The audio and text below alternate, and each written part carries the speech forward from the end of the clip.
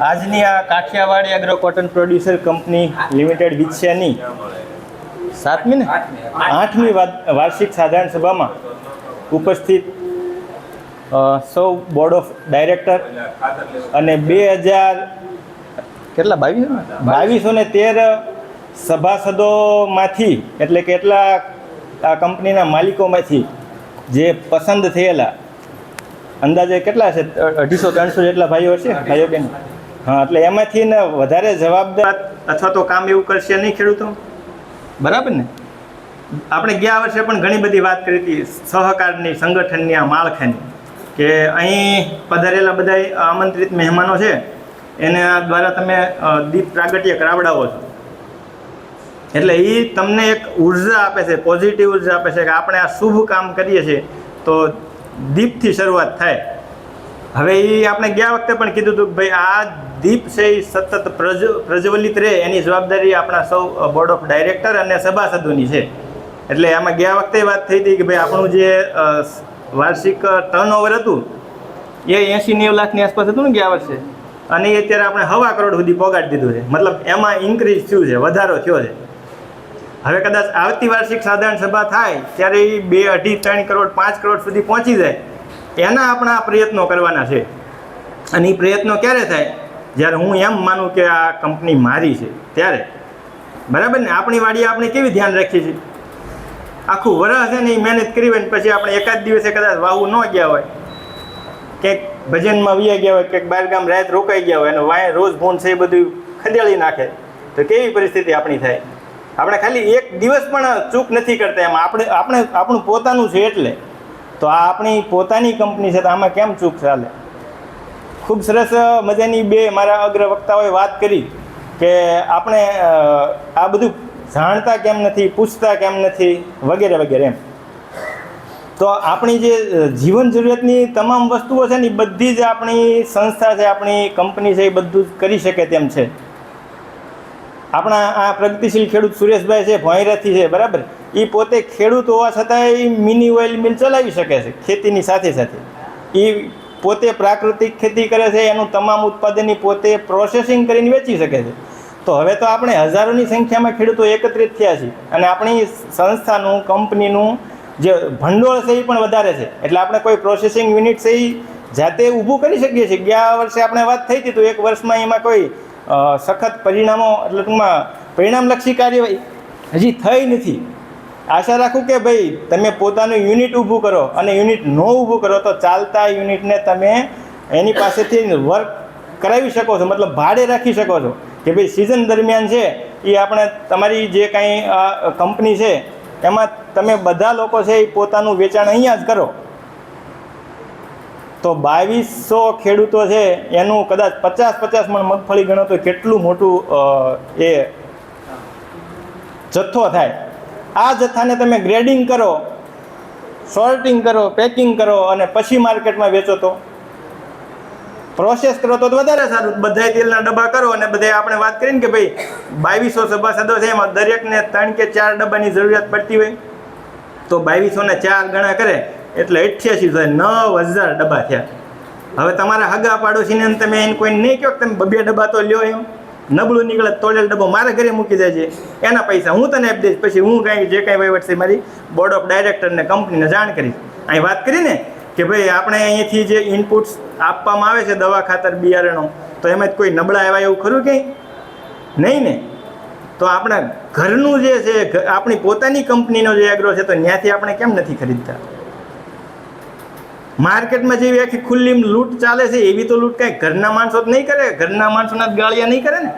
તમને નબળી વસ્તુ મળે તમારે કહી શકાય કે ભાઈ આ આપણે બિયારણ નબળું આવી ગયું, આ દવા નબળી આવી ગઈ. આપણને ખબર છે કે છેલ્લા અઠવાડિયામાં જ આપણે વિછિયા તાલુકામાં એક દુર્ઘટના બની ખેડૂતો સાથે કે કોઈક કંપનીની દવા નબળી આવી ગઈ ને એમાંથી લગભગ 6-7 ગામ જેટલા પ્રભાવિત થયા અને એ દવાની આડઅસરને કારણે કપાસનો પાક છે ને એ ઓલી આમ ચોટલિયું થઈ જાય ને એવા લાંબા લીરા થઈ જાય એવા પાન થઈ ગયા.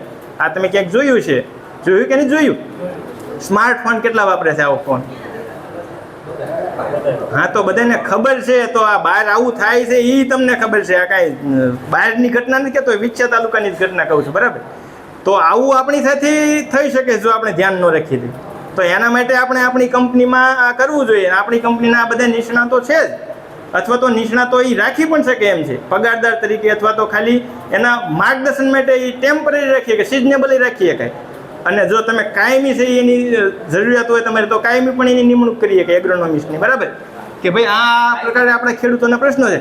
આપણે આ બધા આપણા વિસ્તારના વિછા વિસ્તારમાં લગભગ 90% લોકો છે ને ખેતી અને ખેતી સંલગ્ન વ્યવસાય સાથે સંકળાયેલા છે. આમાં કાંઈ ખોટું છે?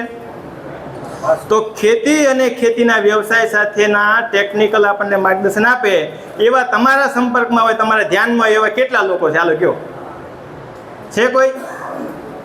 આપણને નાની મોટી બીમારી થાય ને તો આપણને ખબર છે કે આપણે અહીં મોઢુકા છે કે વિછ્યા છે કે અહીંયા પીપરડી છે કે નજીકના મોટા ગામો હોય ને ત્યાં દવાખાના હોય, તો મારે આ ડૉક્ટરને બતાવવું, ઝાડા ઉલટી થયું હોય, તાવ આવ્યો તો આ ડૉક્ટરને બતાવવું, ચામડીના રોગ હોય તો આ ડૉક્ટરને બતાવવું, ફ્રેક્ચર થયું હોય તો આ ડૉક્ટરને બતાવવું. આપણને બધાને ખબર છે ને.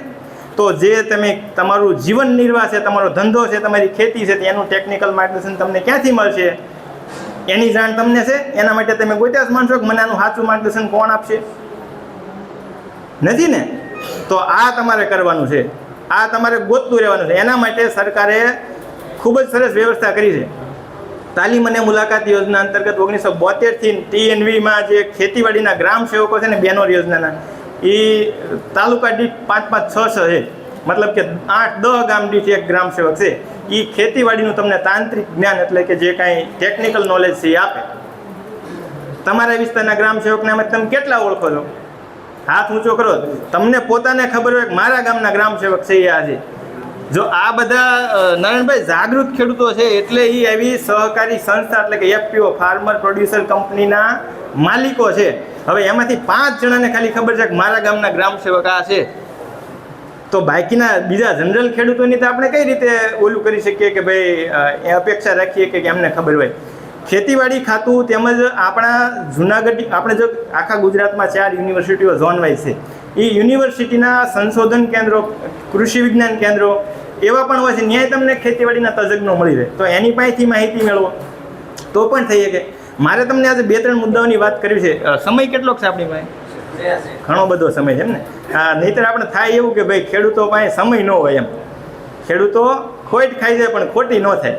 સારું છે કે દર વર્ષે આયોજન થાય છે અને તેમ છતાં બધા મોટી સંખ્યામાં ઉપસ્થિત રહેશે. હવે અહીંથી જે તમે કંઈ તમને સારું લાગે એવી વાતો છે ને એ તમારા બધા ખેડૂતોને, તમારા જે સભાસદો છે એમને, અને સભાસદો નથી તો તમારા સગા સંબંધીઓ કે પાડોશીઓને જાણ કરવાની છે કે હમણાં સરકાર શ્રી દ્વારા આવતી 21 તારીખથી છે ને ખેતીવાડી ખાતાની જે સહાયકારી યોજનાઓ છે, ખેતીવાડી ખાતાના જે સહાયલક્ષી યોજનાઓ છે બધી હમણાં ચાલુ થવાની છે. એટલે એવી કેટલાને ખબર છે?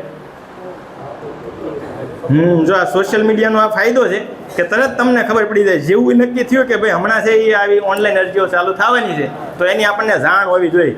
તો એ કઈ તારીખથી કઈ તારીખ સુધી ચાલુ રહેવાની છે, કયા કયા સાધનોમાં સહાય માટે ફોર્મ ભરી શકાય છે, અને એ ફોર્મ ભરવાના તમારે કઈ જગ્યાએ ફોર્મ ભરી શકશો, એ ફોર્મ ભરવા માટે જરૂરી ડોક્યુમેન્ટ કયા, આ બધું તમે તૈયાર કરી રાખો. ઘરે જઈને પહેલું કામ આ કરવાનું, બરાબર. એમાં આપણે રાજકોટ જિલ્લાના છે ને 21/9 થી 27/9 સુધી છે ને ઓનલાઈન અરજીઓ થઈ શકવાની છે. અને કયા કયા સાધનોમાં થશે? તો કે ખેત ઓજારો, એગ્રો સર્વિસ પ્રોવાઈડર, પાક મૂલ્ય વૃદ્ધિ, પછી farm machinery bank, millet processing unit. Millet એટલે હલકા ધાન્ય, બરાબર.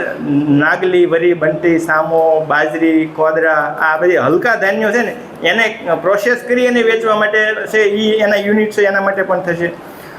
સોલર પાવર યુનિટ છે, વોટર કેરિંગ પાઇપલાઇન છે, તાડપત્રી છે, પાક સંરક્ષણ સાધનો છે એટલે કે દવા છાંટવાના pump, self propelled multipurpose toolbar, આવા બધા સાધનો માટે ઓનલાઈન અરજીઓ ચાલુ થવાની છે. અને એ તમારા નજીકના CHC કેન્દ્ર હોય ને ત્યાંથી થશે. અને એ સિવાય તમારા ગામના જે કમ્પ્યુટર ઓપરેટર છે, VCE છે, ઓનલાઈન અરજી કરતા હોય તો એમની પાસે ત્યાં થઈ જશે. એના માટે 4 વસ્તુની જરૂર પડશે. 8 એટલે જમીનનો ખાતા નંબર, તમારો મોબાઈલ નંબર, તમારો બેંકનો નંબર, તમારો આધાર નંબર. બસ આ 4 વસ્તુ હોય ને એટલે તમે ઓનલાઈન અરજી કરી શકશો. અને આમાં જેટલું વહેલી અરજી કરશો ને એટલી પ્રાયોરિટીમાં આવશે. તમને એમ થાય ખાત દિવસે છેલ્લા દિવસે કરી નાખીએ તો આગળ જેને અરજી કરી છે ને એ લોકોને પ્રાધાન્ય મળે છે. પછીથી અરજી કરે ને તો આગળ જેટલી ગ્રાન્ટ વધી હોય તો પાછલાવાળાનો વારો આવે. એટલે આ લાઇનમાં ઊભો રહેવાનું છે. વહેલા ઊભા રહી જાય તો પહેલો વારો આવે, બરાબર ને? એટલે આ એક ખાસ કરવાનું છે. બીજી મારે તમને વાત કરવાની છે કે અત્યારે આપણો પાક છે